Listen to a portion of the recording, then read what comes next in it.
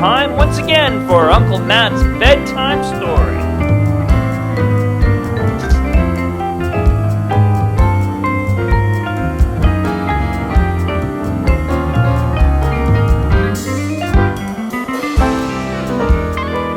Hello everybody, it's Uncle Matt and I'm here to read you another bedtime story, and today is a special day. Today is World Wish Day. We celebrate that on Saturday, April 29th.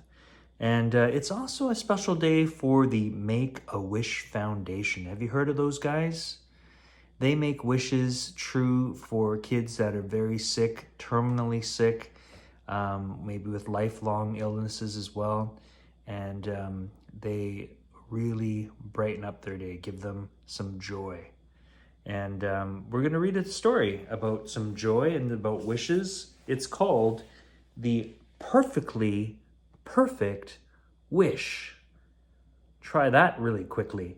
The Perfectly Perfect Wish. Hey, that turned out good. The Perfectly Perfect Wish by Lisa Mantchev, illustrated by Jessica Courtney-Tickle. And this story was copyright in 2020. Are you ready? Here we go.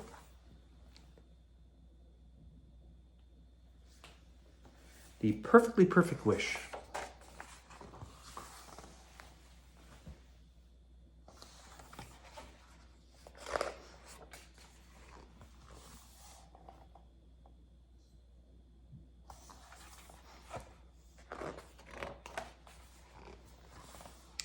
Waiting for the school bus, I find something in the grass.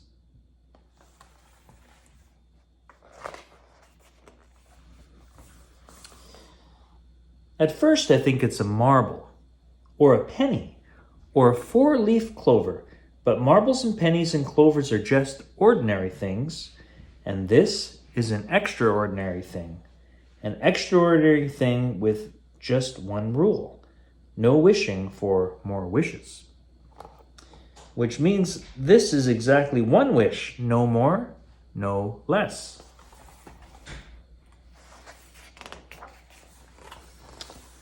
I found a wish in the grass, I tell Susan the bus driver. Just one, she asks, closing the door with a clang. Just the one, I answer. Think hard then, she says. It will need to be a perfectly perfect wish.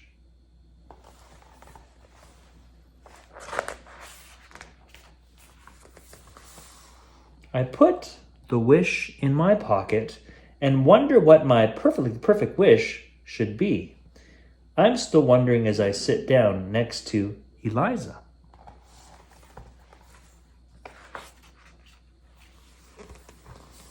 Some wishes could be a blue ribbon at the horse show, a trip to Japan, real ballerina point shoes, so many choices, but only one wish.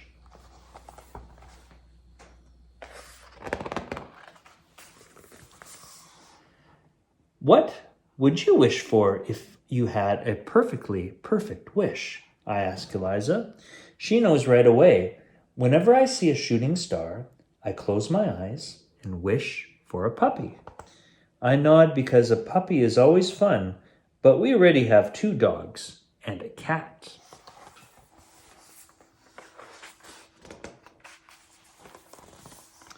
What would you wish for if you had a perfectly perfect wish? I ask Miss Shu. She thinks about it for a moment. When I pick dandelions and blow all the seeds away, I wish for a little house for me and my family.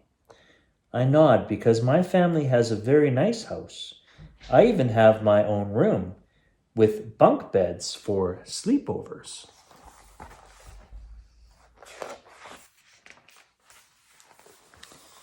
What would you wish for if you had a perfectly perfect wish? I ask Mark in the lunch line. When I blow out my birthday candles, I wish my daddy would come home safe, he says. I nod because I don't have to worry a big worry like that. My daddy is a dentist. He goes to work in the morning and comes back every night.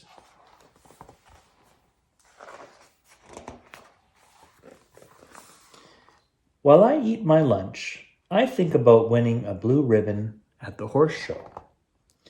While I run on the playground, I think about a trip to Japan.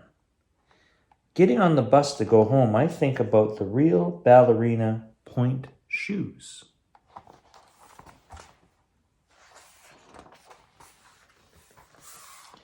I want real ballerina point shoes now, but Ms. Bartholomew says not until I am 10, when my toes are strong enough.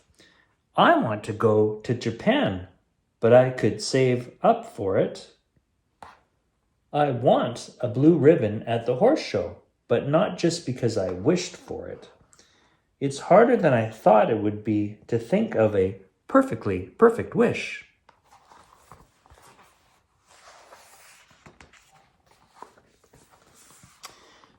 When I think about Eliza's puppy and Mrs. Shu's house and Mark's daddy, all of my own wishes feel too small. So maybe I wish that everyone's wish comes true. Oh.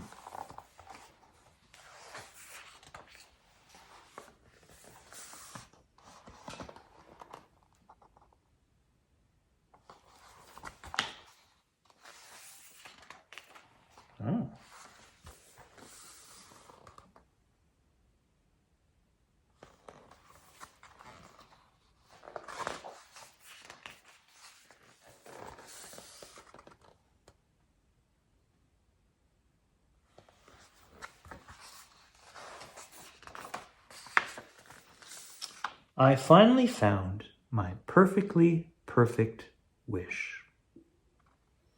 That's a great story. Very selfless story. That was great to wish that everyone's wish could come true. Well, I hope you enjoyed that story. It's Uncle Matt here. I hope you really enjoyed that story, and I'll see you next time. Bye for now.